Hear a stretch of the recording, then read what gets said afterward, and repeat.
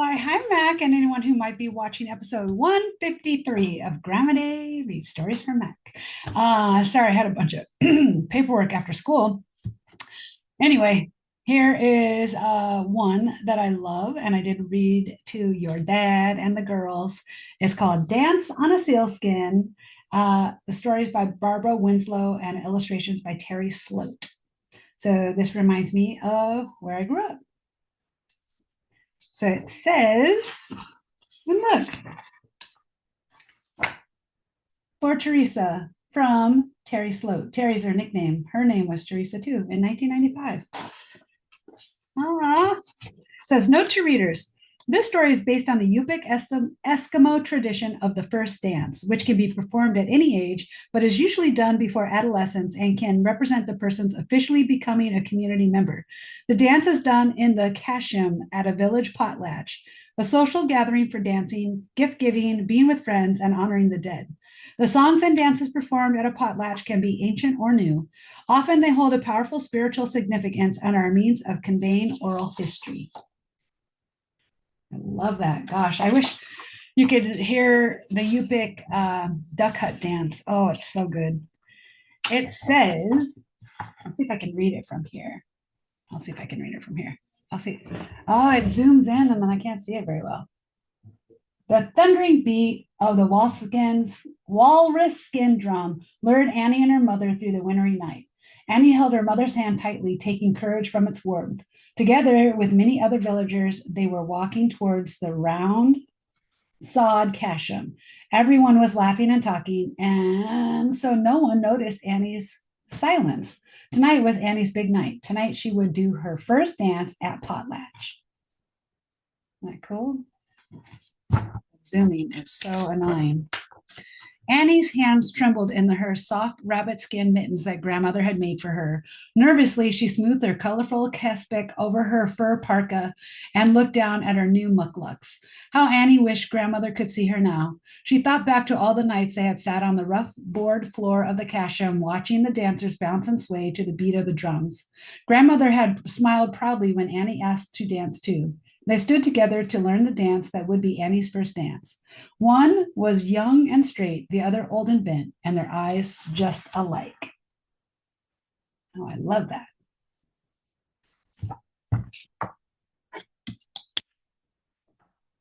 But grandmother was old, and one sad night when the northern lights reached down to touch the rim of the earth, grandmother went to be with her ancestors. Now Annie would dance alone.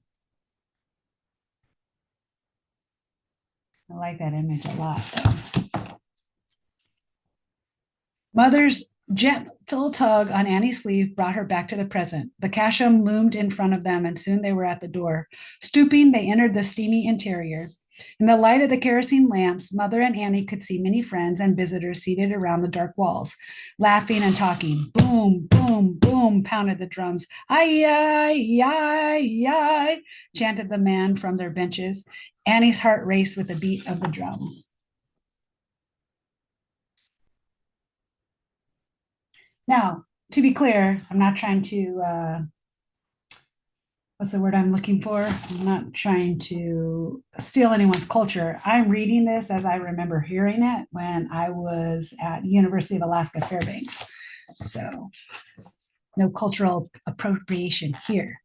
Mother and Annie sat near Aunt Olinka and baby Olga. Annie nuzzled Olga's soft rosy cheeks and smelled her sweet warmth. She grinned when the baby tugged at her long black braids. Olga, like many of the village babies born recently, had been named after her grandmother. The villagers believed that grandmother's spirit lived on in a child of the same name. Now Annie whispered in Olga's tiny ears, "Little grandmother, I hope you will smile at me when I dance. That will help me to be brave." Aw. The drumming filled the night as dance after dance was performed in the center of the kashim. When old Ivan knelt with the other men in his group to begin his dance, Annie watched closely. The women took their places around the kneeling dancers and smiled, knowing Ivan would make them laugh. The dance began. Shaking their dance fans, Ivan's group acted out the old story of a bear hunt. One minute, Ivan was chasing the bear. Oh, yeah, I love those. Oh, come on, computer.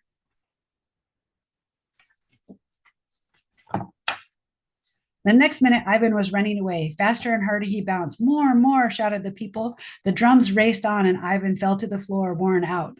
Laughter and applause filled the casham like thunder. Annie wondered whether everyone would like her dance too. I like that one.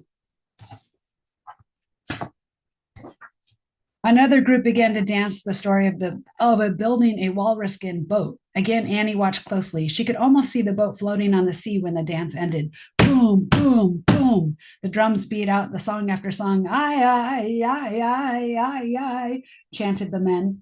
Annie watched the dancers, waiting for her song to begin. Each time the drums started to pound again, her heart skipped a beat. At last, she recognized the rhythm of her dance.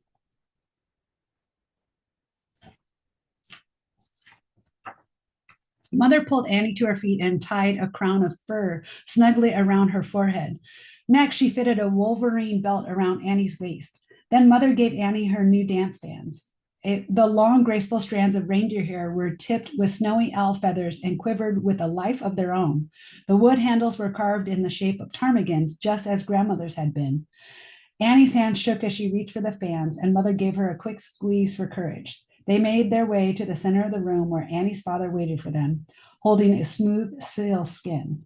It was silver, just like grandmother's silver hair. He spread it on the floor for Annie to dance on. This was an honor that she would never have again. Mm.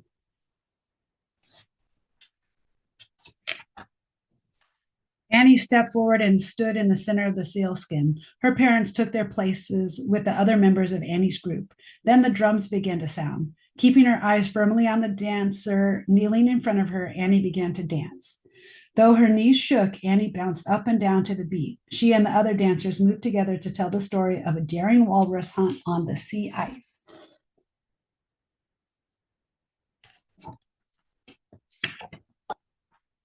At first, the dancers moved slowly and gracefully, mimicking a hunter stalking a walrus. The dancers swayed, their hands and bodies moving to imitate careful steps across dangerous ice.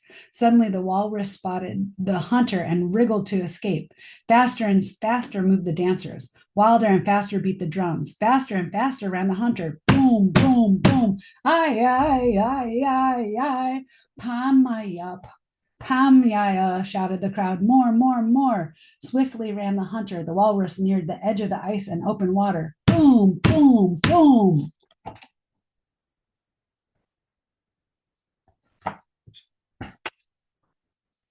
Annie's eyes sparkled and her braids bounced against her shoulders. Her fan swayed gracefully before her. The shaking of her knees became one with the rhythmic beating of the drums and the chanting of the men. Hurry, hunter, hurry, pounded the drums. The walrus slipped into the sea and the hunter was left alone. Pamya, Pamya, shouted the crowd. Oh, I can really feel that. And then, on one last frenzied beat, it ended. The room exploded in laughter and applause, and the tired dancers moved off the floor. Grandmother's laugh reached Annie's ears. Baby Olga was smiling in Aunt Olenka's arms. Annie stood alone on the silver sealskin. The drums began a soft and muffled beat. She kept her eyes lowered respectfully and extended her dance bands before her. Annie's father spoke. In honor of our grandmother who died this winter, and to show pleasure in our daughter on the night of her first dance, we wish to give gifts to you, our friends. Aww.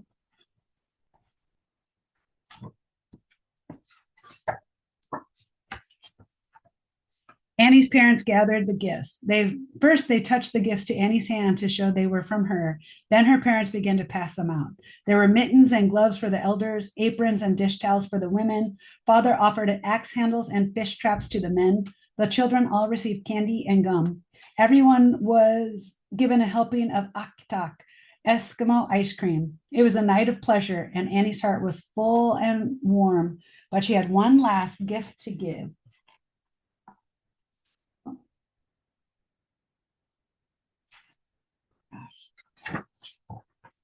Stepping off the silver sealskin, Annie picked it up and carried it to baby Olga. As she kissed the round pink cheeks of the baby girl, Annie spread the sealskin on the floor beside her. This is for you, little grandmother, for your first dance. Aw, I love it. I